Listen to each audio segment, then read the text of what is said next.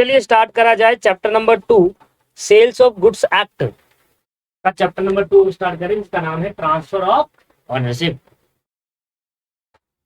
Transfer of ownership देखते हैं क्या कहता है। बड़ा सिंपल सा कॉन्सेप्ट है। वो कह रहा है देखिए, जब भी किसी सेलर, मेरे को बात बताओ, आप किसी दुकान पे जाते हो और सामान खरीदते हो, कोई मान लो आपने कपड़े खरीदे, तो जब आप कपड़े खरीदते हो तो कपड़े खरीदने से पहले उस गुड्स का ऑनर कौन है? सेलर है, ऑब्वियस है। आपने अभी कपड़े खरीद नहीं देख रहे हो, अभी वो ऑनर कौन है उस गुड्स का? जो आपको बेच रहा है, सेलर है, ऑब्वियस है। जब आप गुड्स खरीद लोगे तो आप ऑनर बन जाओगे उस गुड्स का। तो बेसिकली क्या होता है, जब भी कोई सेलर गुड्स बेचता है बायर को, तो साथ ही साथ ऑनरशिप भी पास कर देता है, ट्रांसफर कर देता है। अब सेलर कोई रियल ऑनर नहीं है, अब रियल ऑनर कौन बन जाएगा? ऑनर। जो ऑनर बनेगा वो कौन बनेगा? बायर बन जाएगा। तो पहले ही कुछ लाइनों में यही लिखा है कि इस चैप्टर का नाम है transfer of ownership. Transfer of ownership का मतलब समझ आ रहा है? ऑनरशिप का ट्रांसफर होना। जब भी कभी बायर गुड्स खरीदेगा सेलर से, तो सेलर उसको गुड्स की ऑनरशिप भी ट्रांसफर करेगा। तो अलग अलग केसेस जहां पर देखने को मिलते हैं इस कॉन्सेप्ट में, पर पहले हम इसका कुछ मीनिंग पढ़ लेते हैं। मतलब पहले हम इसके कुछ बेसिक पॉइंट्स पढ़ लेते हैं। वो क्या कहता है? कह रहा a sale is defined as a transfer of ownership of goods from seller to buyer for price. कह रहा है एक सेल तभी मानी जाती है, एग्रीमेंट टू सेल की बात नहीं कर रहा हूं, सिर्फ सेल की बात। एक सेल तभी मानी जाती है जब सेलर बायर को गुड्स बेचे और गुड्स बेचने के बाद ऑनरशिप भी ट्रांसफर करे कुछ प्राइस के बदले। मैं सेलर हूं, आप बायर हो, आप मेरे पास आए गुड्स खरीदने, मैंने आपको गुड्स बेचे, उस गुड्स की ऑनरशिप भी आपको दे दी और बदले में आपसे पैसे ले ली। तो ये क्या है? सेल। तो जब भी सेल आता है ना दोस्तों पॉइंट, तो सेल के केस के अंदर ऑनरशिप सेलर से बायर की तरफ ट्रांसफर हो जाती है। अब ऑनर कौन बनेगा? बायर बनेगा। और बायर ऑनर है तो रिस्क और रिवॉर्ड भी बायर का होगा। अब उसके बाद उस गुड्स को कुछ भी हो जाए, वो रिस्क उसका, उसमें कुछ बेनिफिट हो जाए उसको। एक बार मैं दुकान पे गया और मैंने ना पल्स वो ली टॉफी। एक टाइम पे ना पल्स टॉफी बहुत चली थी और इसको मजा भी आता था, खट्टा खट्टा लगता था खाने में, अच्छा भी लगता था। तो मैंने कहा कि यार चलो पल्स टॉफी लिए जाए। तो मैंने क्या करा, दुकान में गया, मैंने कहा भैया 2 पल्स टॉफी दे दो आप। मैंने उसको 2 रुपए पकड़ाए, ठीक है, और 2 पल्स टॉफी ले ली। अब सेलर ने मुझे गुड्स बेच दिया, मेरे पास टॉफी आ गई, अब मैं उस टॉफी का ऑनर हूं। अब एक टॉफी मैं ऐसे करके फाड़ रहा था और जैसे ही मुंह पे डाला था गिर गई मेरे हाथ से। अब मैं क्या सेलर से बोल सकता हूँ कि सेलर भाई मैं आपकी टॉफी तो गिर गई, भाई पैसे दो मुझे वापिस या दूसरी टॉफी दो? नहीं कह सकता ना, क्योंकि जब सेलर ने गुड्स बेचा तो गुड्स बेचने पर सेलर ने उस गुड्स का ऑनरशिप भी मुझे ट्रांसफर कर दिया था। मैंने कहा ठीक है भाई, एक टॉफी मैंने फाड़ी, मैंने खाने जा रहा था, इतने मेरे हाथ से फिसल गई और गिर गई नीचे, अब तो मैं खाऊंगा नहीं, तो वो मेरा लॉस हो गया। तो गुड्स एक बार खरीदने के बाद ऑनरशिप मेरी होगी, उसके बाद लॉस मेरा हो जाएगा। आई थिंक आवाज दूर से आ रही है, मैं माइक लगाना भूल गया हूँ।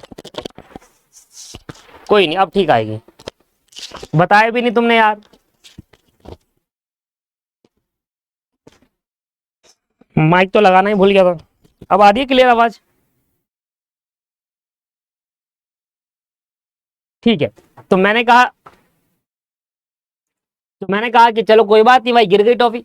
अब मैंने जब दूसरी टॉफी फाड़ी तो उस टॉफी में 2 निकल गई। मैंने कहा ये तो रिवॉर्ड हो गया, ये तो मुझे फायदा हो गया। क्या वो अब एक टॉफी में सेलर को दूंगा? नहीं, अब वो मेरी है। जब रिस्क मेरा है तो रिवॉर्ड भी मेरा है दोस्तों। तो एक बार जब ऑनरशिप ट्रांसफर होती है बायर से, सेलर से बायर पर, तो रिस्क और रिवॉर्ड भी बायर का होता है। ट्रांसफर ऑफ ऑनरशिप का मतलब हो गया सेल। सेल के केस के अंदर ऑनरशिप ट्रांसफर कर देते हैं। चलिए जी, in sale transaction transfer of ownership most important part, obvious है भाई। एक सेल तभी सेल मानी जाएगी जब उसमें ऑनरशिप ट्रांसफर कर दी गई हो। जब ऑनरशिप ट्रांसफर नहीं करी तो फिर सेल किस बात की? तो सेल को सेल मानने का सबसे इंपॉर्टेंट पार्ट है कि उसकी ऑनरशिप ट्रांसफर हो गई। तो transfer of ownership in sale transaction is very important part. Transfer of ownership means, अब ट्रांसफर ऑफ ऑनरशिप का मतलब क्या है? ट्रांसफर ऑफ ऑनरशिप, बस ट्रांसफर ऑफ ओनरशिप का मतलब है ट्रांसफर ऑफ ओनरशिप। मतलब अभी बेचने से पहले सेलर उस गुड्स का ऑनर है, बेचने के बाद बायर उस गुड्स का ऑनर बन जाएगा। That is called transfer of ownership. इसको कहते हैं transfer of ownership. Transfer of ownership means transfer of ownership from owner seller to buyer as to the constitute the buyer is a real owner. अब buyer उसका real owner बन जाएगा। आप एक scooty खरीदने जाते हैं शोरूम में, अभी तक सेलर उसका ऑनर था, जैसी स्कूटी आपको बेच दी तो सेलर ने आपके नाम पे वो स्कूटी ट्रांसफर कर दी, अब आप उसके रियल ऑनर माने जाएंगे। ठीक है। When the ownership is transfer from seller to buyer, जब भी ऑनरशिप सेलर से बायर की तरफ ट्रांसफर होती है, he become the real owner. Obvious है, जैसे ही आप स्कूटी खरीदने जाओगे, कोई बाइक खरीदोगे, कोई कार खरीदने जाते हो शोरूम में, तो सेलर क्या करता है, आपके नाम पे उस कार को आपके नाम पे ट्रांसफर कर देता है, आरसी रजिस्ट्रेशन सर्टिफिकेट आपके नाम पे बना देता है। अब आप उसके ऑनर होगे, रियल ओनर आप ही माने जाओगे, पहले और रियल ओनर आप ही माने जाओगे। The goods and the seller ceases stopping to be owner from that point of view. जैसे ही सेलर ने गुड्स आपको बेचा, सेलर की ओनरशिप वही स्टॉप हो गई और रियल ओनर की आप एज एन ओनर आपकी ओनरशिप स्टार्ट हो गई और आप ही रियल ओनर माने जाएंगे। तो जब भी सेलर गुड्स बेचता है तो बायर को buyer is a real owner बन जाता है, बायर को ओनरशिप ट्रांसफर होते हो, सेलर की ओनरशिप वहीं पर उसी पॉइंट ऑफ व्यू में खत्म हो जाती है, उसी पॉइंट ऑफ टाइम में खत्म हो जाती है। यही आपको कह रहा है द सेलर सीजे मतलब होता है स्टॉप, क्या ऑनरशिप स्टॉप होगी from that point of time, जिस पॉइंट ऑफ टाइम में उसने माल बेचा आपको, उसी पॉइंट ऑफ टाइम से सेलर की जो ऑनरशिप है वही खत्म हो गई और बायर की ऑनरशिप स्टार्ट होगी, buyer is the real owner माना जाएगा। ये कुछ बेसिक बात। इन दिस पर्टिकुलर चैप्टर, अब आ जाता है चैप्टर, ये बेसिकली ट्रांसफर ऑफ ओनरशिप का कुछ इंट्रोडक्शन था।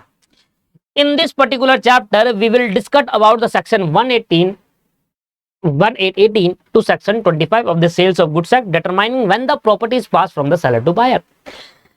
इस चैप्टर के अंदर हमें सेक्शन 18 से लेकर सेक्शन 25 तक पढ़ना है। 18, 19, 20, 21, 22, 23, 24, 25, लगभग 7 सेक्शन इस चैप्टर के अंदर पढ़ना है। उसके बाद थोड़ा बहुत और भी है, 7 सेक्शन पढ़ने हैं चैप्टर के अंदर, उसके बाद थोड़ा बहुत और भी है, 1 2 4 2 3 सेक्शन और है, लगभग 10 सेक्शन मान लो चैप्टर के अंदर हमें बेसिकली पढ़ने हैं। जब हम इस चैप्टर के अंदर पढ़ेंगे तो हम ये देखेंगे कि कब सेलर से बायर की तरफ प्रॉपर्टी ट्रांसफर होनी चाहिए। Property is passed from seller to buyer, when the property is passed from seller, determine करो कब प्रॉपर्टी सेलर से बायर की तरफ ट्रांसफर होगी, कब ऑनरशिप सेलर के से बायर की तरफ ट्रांसफर होगी। अलग अलग केसेस है, ऐसा केस होगा तो इस टाइम पे प्रॉपर्टी ट्रांसफर होगी, डिफरेंट दूसरा केस होगा तो इस टाइम पे होगी, तीसरा केस होगा तो इस टाइम पे होगी। तो ये अलग अलग सेक्शन में अलग अलग डिफाइन करा गया है कि कब प्रॉपर्टी सेलर से बायर की तरफ ट्रांसफर होगी। तो सेक्शन 18 से सेक्शन 25 चैप्टर के अंदर डिस्कस करना है। सेक्शन नंबर 18 आता है passing of property. Section number 18 क्या कहता है, पासिंग ऑफ प्रॉपर्टी। देख रहे हो आप, सेक्शन नंबर 18 आपको क्या कह रहा है, पासिंग ऑफ प्रॉपर्टी। अब सेक्शन 18 क्या कह रहा है, goods must be ascertained when there is a contract of sale of unascertained goods, no property in the goods is transfer to the buyer unless until the goods are ascertain. Section 18 आपको क्या कह रहा है, देखिए आप uncertain goods की क्या करते हो, आप अनअसर्टेन गुड्स का क्या करते हो, आप अनअसर्टेन गुड्स का कॉन्ट्रैक्ट कर लेते हो। अनअसर्टेन गुड्स क्या होता है, पहले तो ये सोचिए, माइंड में सोचिए, मुझे बताइए क्या होता है। देखिए अनअसर्टेन गुड्स क्या होते हैं, मैंने पहले ही बताया था, हो सकता है आप भूल गए हो, मैं बता देता हूं आपको। अनअसर्टेन गुड्स का मतलब होता है आप किसी सेलर के पास जाते हो, बहुत सारे बल्क में गुड्स रखे हुए, आपने एक गुड्स उठा के चेक करा, अच्छा अच्छा, आपने बहुत सारे ऑर्डर दे दिए। आपने जब ऑर्डर दिया, जब कॉन्ट्रैक्ट ऑफ सेल करा, आपने स्पेसिफाइड नहीं करा कि कौन सा गुड्स आपको चाहिए, that is called uncertain goods. आप किसी टीवी वाले की दुकान पे जाते हो, आपने बहुत सारे टीवी देखे, आपने कहा कि मेरी रिक्वायरमेंट है 45 इंच का टीवी, 42 इंच का या 55 इंच का टीवी चाहिए। अब 55 इंच के टीवी उसके पास 100 रखे हुए हैं, भाई कौन सा वाला चाहिए, कौन सी कंपनी का चाहिए, ये नहीं बताया आपने कॉन्ट्रैक्ट के टाइम ऑफ सेल में, that is called uncertain goods. तो मैं पे एग्जांपल देता हूं, फॉर एग्जांपल मान लो मैं एक दुकान पे जाता हूं और दुकान पे जाकर मैं बोलता हूं कि भैया मुझे 55 इंच का टीवी चाहिए। दुकानदार कहता है सर मिल जाएगा। मैंने कहा बताओ प्राइस, उसने कहा लगभग इतना रहेगा प्राइस, 50,000 रुपये रहेगा। मैंने कहा ठीक है, ये लो 50,000 रुपये, कॉन्ट्रैक्ट ऑफ सेल कर लो, मेरे घर पे पहुंचा देना टीवी।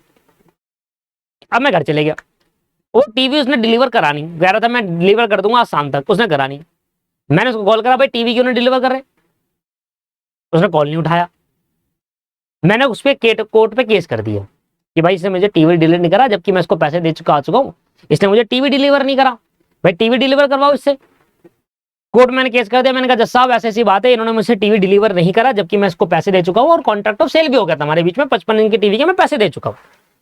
अब अगले पर्सन जो सेलर है उसने पता क्या कहा, उसने कहा कि सर कौन सा टीवी चाहिए, ये तो असर्टेन करा ही नहीं इन्होंने, हमारे पास 55 इंच के 100 टीवी पड़े हुए हैं, अलग अलग कंपनीज के, अलग अलग प्राइस के, 50,000 देके चले गए, 50,000 वाले ही हमारे पास 20 टीवी है, कौन से दूं, ये नहीं बताया। अब जब तक ये बताएंगे नहीं कि कौन सी कंपनी का कौन से फीचर्स का टीवी चाहिए, तब तक मैं कैसे वो टीवी दे सकता हूं। ये तो कॉन्ट्रैक्ट ऑफ सेल कर दिया इन्होंने ऑफ अनसर्टेन गुड्स, इन्होंने असर्टेन ही नहीं करा, ये बताया ही नहीं कौन सा टीवी चाहिए। बताते सोनी का याला टीवी चाहिए तो हम भी तो डिलीवर करते। बात तो सही है, जज साहब ने कहा बात तो सही है। तो जज साहब ने सेलर के फेवर पे डिसीजन लिया कि इसमें सेलर की कोई गलती नहीं है, बायर की गलती है, क्योंकि कॉन्ट्रैक्ट जब आप अनसर्टेन गुड्स का करते हो तो सेलर उस केस के अंदर आपको डिलीवर नहीं कर सकता, आपको प्रॉपर्टी पास नहीं कर सकता, आपको टीवी डिलीवर नहीं कर सकता। रीजन बिंग, क्योंकि सेलर को भी नहीं पता कौन सा टीवी आपको चाहिए। जब तक आप अनसर्टेन गुड्स को असर्टेन ना कर लो तब तक प्रॉपर्टी पास नहीं हो सकती। सेक्शन 18 ऐसा कह रहा है आपसे। सेक्शन 18 आपको ऐसा कह रहा है कि गुड्स सेलर से बायर की तरफ तभी पास होंगे जब आप उसको असर्टेन कर लो, भले ही आपने कॉन्ट्रैक्ट अनसर्टेन गुड्स का बनाया था। अगर सेलर और बायर के बीच में अनसर्टेन गुड्स का कॉन्ट्रैक्ट बना है तो प्रॉपर्टी तब तक पास नहीं हो सकती जब तक बायर उस अनसर्टेन गुड्स में से असर्टेन ना कर ले गुड्स, ऐसा कहता है सेक्शन 18। तो बताओ अनअसर्टेन गुड्स की अगर हम कॉन्ट्रैक्ट ऑफ सेल कर ले, क्या बोला, अनअसर्टेन गुड्स का अगर हम कॉन्ट्रैक्ट ऑफ सेल कर ले तो प्रॉपर्टी कब पास होगी सेलर से बायर की तरफ। देखो पढ़ा है ना, पासिंग ऑफ प्रॉपर्टी, गुड्स कब भेजेगा, ट्रांसफर करेगा, ओनरशिप कब ट्रांसफर करेगा, जब बायर उस अनसर्टेन गुड्स का असर्टेन कर ले। ये बता दे कौन सा वाला चाहिए, तब होगी प्रॉपर्टी पास। तो सेक्शन 18 आपको क्या बता रहा है दोस्तों, सेक्शन 18 आपको बताता है कि अगर कोई भी बायर ने सेलर से कॉन्ट्रैक्ट करा किस चीज का, अनसर्टेन गुड्स का, तो उस केस के अंदर प्रॉपर्टी तभी पास हो पाएगी जब बायर उस अनसर्टेन गुड्स में से, अनसर्टेन मतलब बल्क में बहुत सारे गुड्स पड़े, उसमें से क्या करे, असर्टेन गुड्स कर ले कि भाई ये वाली चाहिए मुझे प्रॉपर्टी, ये वाला मेरे को गुड्स चाहिए, तो उस केस के बाद उसके बाद प्रॉपर्टी पास होगी। सेक्शन 18 क्या कह रहा है, goods must be ascertain when there is a contract of sale of uncertain goods. जब भी आप अनसर्टेन गुड्स का कॉन्ट्रैक्ट करते हैं उसमें से गुड्स का असर्टेन करना आपकी जिम्मेदारी है, बायर की जिम्मेदारी है। बायर को असर्टेन करने पड़ेंगे। भाई 50,000 के 20 टीवी रखे हुए उसकी दुकान पर, भाई कौन से वाले ये तो बताओ। जब आप बता दें हाँ ये वाला चाहिए तो फिर असर्टेन हो गया, अब प्रॉपर्टी पास हो जाएगी बायर, सेलर से बायर की तरफ। क्या कह रहा है, गुड्स का असर्टेन होना जरूरी है। When where there is a contract of sale, अगर आपने कॉन्ट्रैक्ट ऑफ सेल करा अनसर्टेन गुड्स का, no property in a goods is transfer to the buyer unless, property तब तक ट्रांसफर नहीं होगी जब तक, until the goods are ascertain, जब तक बायर उस गुड्स को असर्टेन ना कर ले तब तक सेलर उस प्रॉपर्टी को बायर की तरफ ट्रांसफर नहीं कर सकता। सेक्शन 18 ये एग्जांपल आप यहां दे दीजिएगा, लिख लीजिएगा। मिस्टर ए एक दुकान पे जाते हैं टीवी खरीदने और उसमें अनसर्टेन गुड्स का कॉन्ट्रैक्ट करा, उसने 55 इंच के टीवी का कॉन्ट्रैक्ट करा पर यह नहीं बताया कि कौन सा टीवी उसको चाहिए। तो जब तक वो असर्टेन ना कर ले तब तक property of the goods transfer नहीं करी जाती सेलर से बायर के लिए। जैसे ही बायर ने उस बताया कि ये वाला टीवी चाहिए मुझे, इस वाला, उसने सेलेक्ट कर लिया अपना टीवी, असर्टेन कर लिया उस सारे अनसर्टेन गुड्स में से, तब उसके बाद प्रॉपर्टी को ट्रांसफर किया जाएगा। लो जी, बात समझ में आई नहीं आई, क्लियर है नहीं है? एक बार सेक्शन 19 अपने से पढ़ो फिर मैं आपको, चलिए जी सेक्शन 19 आपने पढ़ा और कुछ तो समझ में आया होगा, नहीं समझ में आएगा तो मैं समझा देता हूं। सेक्शन 19 आपको कह रहा है intention of the party for such transfer. Party की इंटेंशन क्या है, पार्टी की इंटेंशन क्या है, कौन सी पार्टी, इधर दो पार्टी है, एक सेलर है एक बायर है। सेलर की इंटेंशन है क्या उस प्रॉपर्टी को ट्रांसफर करने की, और बायर कब चाहता है उस प्रॉपर्टी को अपने पास। ये दो बातें जानना चाह रहे हैं इस सेक्शन 19 के अंदर। सेक्शन 19 आपको कहता है कि पार्टी की क्या इंटेंशन है for such transfer of the goods. मैं सेलर हूं, आप बायर हो, आपने मेरे से सामान खरीदने आए, अब आप मेरे से सामान खरीदने आ रहे हैं पर मेरी इंटेंशन नहीं है, मैं कह तो रहा हूं आपको बेच दूंगा या दे दूंगा पर मैं देना नहीं चाहती, इंटेंशन नहीं है मेरी देने की। या आप मेरे से सामान खरीदने आए, मेरी इंटेंशन आपको देने की है पर आप खरीदने की इंटेंशन, खरीद लिया, आप कह रहे हो मैं खरीद लूंगा पर आप एक्चुअल में लेना नहीं चाहते। तो इधर जो इंटेंशन की बात हो रही है वो सेलर और बायर दोनों के पॉइंट ऑफ व्यू से हो सकती है। अब यहां पर ये हो सकता है कि बायर ने गुड्स खरीदे सेलर से और वो जब चाहता है, उसकी इंटेंशन क्या है, कब उसको गुड्स चाहिए, किस दिन पे चाहिए, उस दिन पे सेलर को ट्रांसफर करना होगा। तो सेक्शन 19 आपको क्या कर रहा है, intention of the party of for such transfer. This section deal with the passing of specific goods और एंड स्टेट दैट, और ये बताता है इफ स्पेसिफिक और ascertain goods pass when the intention to pass, जब पार्टी चाहे तब उस गुड्स को ट्रांसफर करना होगा, किसको, तब उस गुड्स को ट्रांसफर करना होगा बायर को। बायर कब चाह रहा है गुड्स लेना, जब बायर गुड्स लेना चाहता है उस पर्टिकुलर टाइम पर गुड्स को ट्रांसफर कर दो। सेलर शुरू, मतलब हम क्या पढ़ रहे हैं, पासिंग ऑफ प्रॉपर्टी कब होगी। भूल मत जाना हमारा मेन हेडिंग क्या है, मेन हेडिंग है कि सेक्शन 18 से लेकर 24 तक आपको यही बता रहा है कि गुड्स को, प्रॉपर्टी को कब पास करना चाहिए। पहले वाले सेक्शन में हमने बताया प्रॉपर्टी तब पास होगी जब अनअसर्टेन गुड्स में से असर्टेन किया जाएगा। पहला वाला सेक्शन 18 आपको ये बताता था। सेक्शन 19 आपको बता रहा है कि प्रॉपर्टी कब पास होगी, जब इंटेंशन होगी बायर की, बायर जब चाहेगा तब कर देंगे। सेक्शन 19 आपको ये बता रहा है। सेक्शन 19 के 3 सब सेक्शन है। सब सेक्शन 1 क्या कहता है, इमेजिन करो एक कॉन्ट्रैक्ट ऑफ सेल करा किसी स्पेसिफिक गुड और असर्टेन गुड्स, अनअसर्टेन नहीं करा, असर्टेन गुड्स का कैसे करा। सेलर दुकान पर आया, आप बायर हो, मैं सेलर हूं, आप मेरी दुकान पर आते हो, कहते हैं 55 इंच का सोनी का ये वाला टीवी चाहिए। आपने असर्टेन कर दिया, आपने स्पेसिफिक बता दिया कि हाँ मुझे यही वाला गुड्स चाहिए। मैंने कहा ठीक है सर मैं आपको दे दूंगा, बताओ आपको कब चाहिए। आपने कहा सर मुझे 2 दिन बाद, मेरे घर का ये एड्रेस है वहां डिलीवर कर देना, 2 दिन बाद करना, आज मत करना, कल मत करना, 2 दिन बाद करना, आज कल छोड़कर परसों करना। मैंने कहा ठीक है सर कर देंगे। अब सेलर की इंटेंशन क्या थी इधर, बायर की इंटेंशन क्या थी कि उसको टीवी जो उसने सेलेक्ट करा, स्पेसिफाइड करा कि यार मुझे ये वाला टीवी चाहिए, पर उसने कहा कि भाई मेरे को ये टीवी 2 दिन बाद डिलीवर करना इस एड्रेस पर। तो अब बायर जैसा चाह रहा है सेलर को उस तरीके से प्रॉपर्टी पास करनी है। सेलर अब एट द टाइम प्रॉपर्टी पास नहीं करेगा बायर को। बायर ने कहा कि मुझे 2 दिन बाद चाहिए, तो 2 दिन बाद ही करना पड़ेगा सेलर को। तो प्रॉपर्टी कब पास होगी, जैसे बायर चाहेगा। सेक्शन 19 ये कह रहा है। सेक्शन 19 आपको क्या कह रहा है, प्रॉपर्टी सेलर को तब पास करनी होगी जैसे बायर की इच्छा होगी, इंटेंशन होगी, वो लेना चाहेगा। वो आज लेना चाहता है, वो अभी लेना चाहता है। देखो अलग अलग बायर हो, आप मोबाइल लेने जाओगे तो आप कब क्या कहोगे, आपकी इंटेंशन क्या हो, मुझे अभी दो, होगा नहीं होगा कि यार मैं कोई सामान खरीदना चाहूंगा तो मैं चाहूंगा मुझे अभी चाहिए वो सामान। कोई को कहता है यार अभी नहीं, मुझे 1-2 दिन बाद दे देना, आप कोई दिक्कत नहीं है। तो बायर की अलग अलग इंटेंशन होती है दोस्तों, तो जैसे बायर कहता है वैसे कर दो। तो यहां पर यही बता रहा है कि अगर आप कोई कॉन्ट्रैक्ट करते हैं किसी स्पेसिफिक और असर्टेन गुड्स का, और वहां पर क्लियरली मेंशन होता है टाइम कि कब प्रॉपर्टी को सेलर से बायर की तरफ ट्रांसफर करनी है। When the party to a contract intend to transfer the property in such a case, the property is transferred at the time mention in the contract of sale. जब buyer ने contract करा था seller के साथ, उधर बताया था कि भाई मेरे को ये प्रॉपर्टी, ये जो प्रॉपर्टी मींस वो गुड्स, टीवी 55 इंच का जो उसने सेलेक्ट करा, वो मुझे 2 दिन बाद इस पर्टिकुलर दिन पे चाहिए। तो टाइम बता दे उसने, उस टाइम पे प्रॉपर्टी ट्रांसफर करनी होगी सेलर को बायर की तरफ। Right, this is section 19। Section 19 subsection 1। Section 19 subsection 2 क्या कहता है, to understand the intention of party. अगर आप बायर की इंटेंशन समझना चाहते हैं तो टर्म्स ऑफ कॉन्ट्रैक्ट को पढ़िए। अगर बायर क्या चाह रहा है, कब उसको प्रॉपर्टी चाहिए, कब उसको वो गुड्स चाहिए, किस दिन चाहिए, किस टाइम पर चाहिए, कौन सा चाहिए, तो इसके लिए आप टर्म्स ऑफ कंडीशन पढ़िए। तो अगर आप कह रहे हो कि आपको पार्टी का इंटेंशन को अंडरस्टैंड करना है तो टर्म्स ऑफ द कॉन्ट्रैक्ट का टर्म समझिए, और जैसे कॉन्ट्रैक्ट में लिखा उस तरीके से कंडक्ट कर दीजिए। कंडक्ट 2 बार लिख दिया, conduct of the party and the circumstances of the case as consider. जिस तरीके से टर्म्स एंड कंडीशन में लिखा गया हो कॉन्ट्रैक्ट को, उस तरीके से आप अपना इंटेंशन रखिए, उस तरीके से प्रॉपर्टी को ट्रांसफर करिए।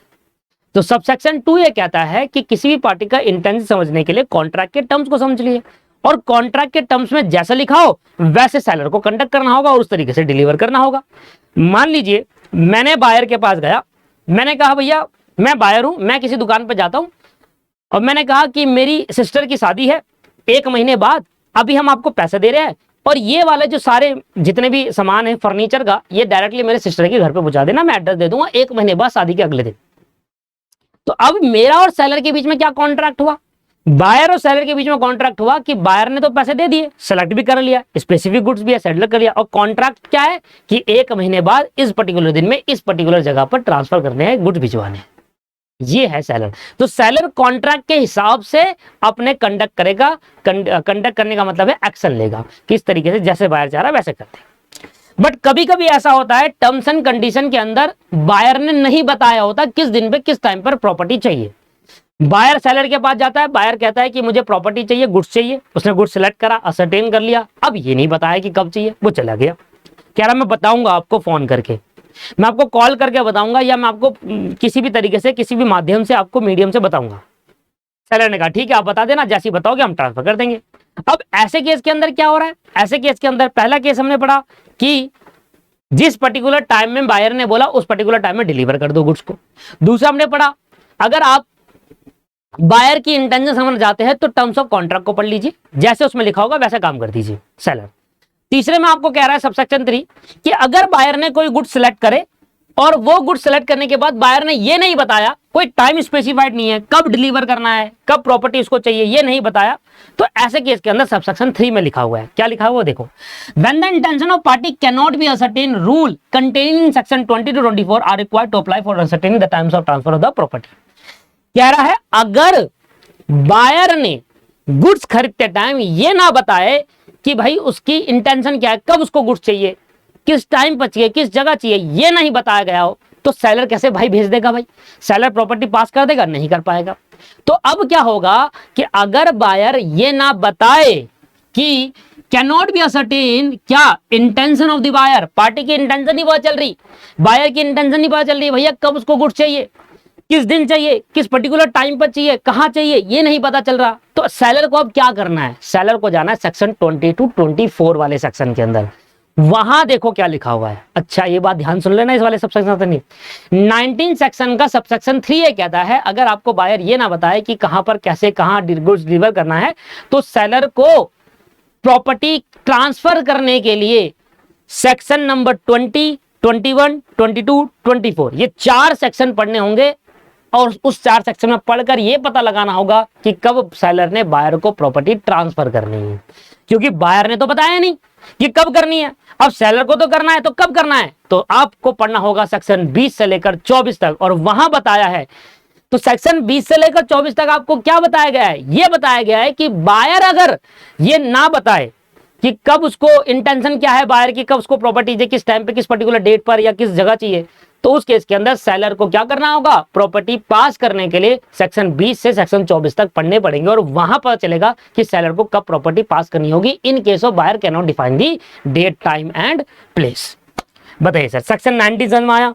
अब सेक्शन नंबर 20, 21, 22 एंड 23 एंड 24 इनमें यही लिखा है कि बायर को, सेलर को कब प्रॉपर्टी ट्रांसफर करनी चाहिए।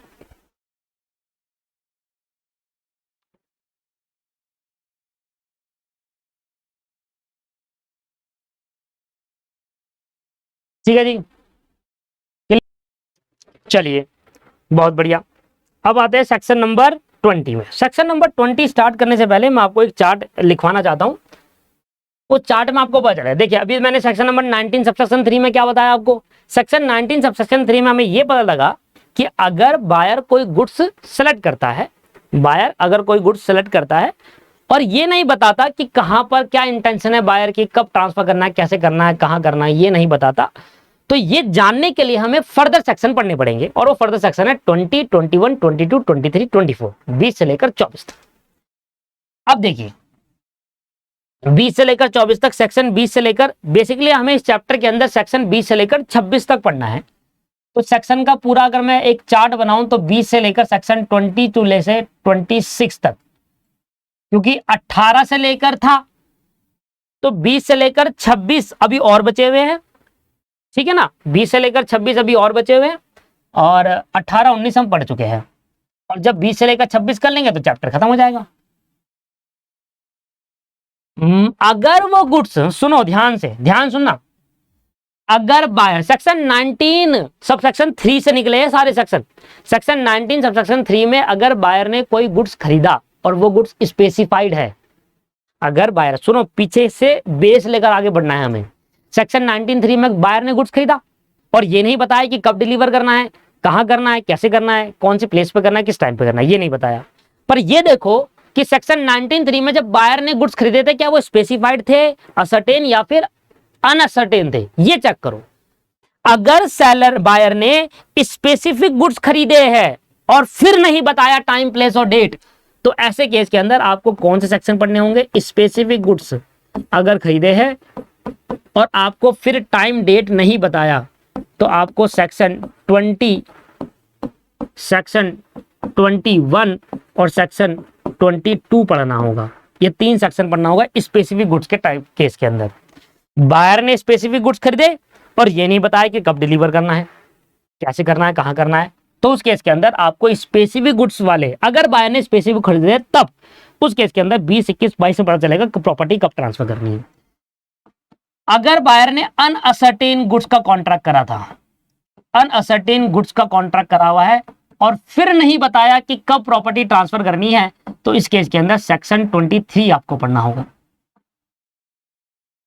अगर बायर की तरफ से गुड्स ऑन अप्रूवल बेसिस है, गुड्स ऑन अप्रूवल बेसिस होता है ना, अप्रूवल बेसिस पर कि भैया अभी तो मैं गुड्स यूज कर रहा हूं और अगर मुझे लगेगा ये गुड्स अच्छा है तो ऐसे केस के अंदर फिर मैं उसको ले लूंगा। गुड्स ऑन अप्रूवल या सेल ऑन रिटर्न बेसिस, कि भाई सेल आप कर रहे हो ऑन रिटर्न बेसिस, भाई अगर आपको पसंद ना आए तो रिटर्न कर देना। तो ऐसे केस के अंदर आपको सेक्शन 24 में पता चलेगा कि प्रॉपर्टी कब पास करनी है।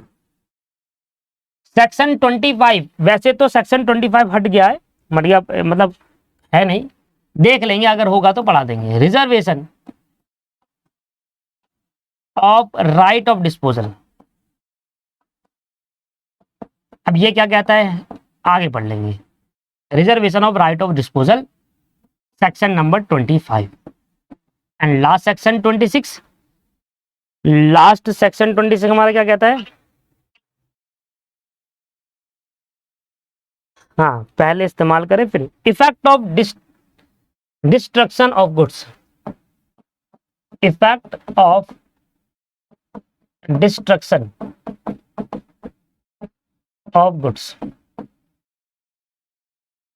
सेक्शन 26। तो ये हमें पढ़ना है और इसके बाद हमारा ये ट्रांसफर ऑफ प्रॉपर्टी खत्म हो जाएगा। दोस्तों हमारा ये ट्रांसफर ऑफ प्रॉपर्टी खत्म। चलिए तो अब ये फर्दर सेक्शन में एक ही क्लास में कवर करा लूंगा, वो नेक्स्ट क्लास होगी। आज की क्लास छोटी रखेंगे, थोड़ा काम है, आज की क्लास छोटी रखकर नेक्स्ट क्लास में सारे के सारे सेक्शन हम खत्म कर देंगे। सेक्शन 20, 21, 22, 23, 24, 25, 26 नेक्स्ट क्लास में ये चैप्टर मेरा खत्म हो जाएगा। ज्यादा बड़े बड़े चैप्टर नहीं है, ज्यादा बड़े बड़े ये कॉन्सेप्ट नहीं है, एक एक एग्जाम्पल बताऊंगा, सारे खत्म हो जाएंगे। ठीक है, आज की क्लास को यहीं पर रखते हैं, छोटी रखते हैं। एक क्लास छोटी हो गई वाली तो नेक्स्ट क्लास थोड़ी बड़ी हो जाएगी, तो वो कंपनसेशन हो जाएगा। चलिए दोस्तों मिलते हैं नेक्स्ट क्लास में। आज की क्लास को यहीं समाप्त करते हैं। Bye bye, take care, have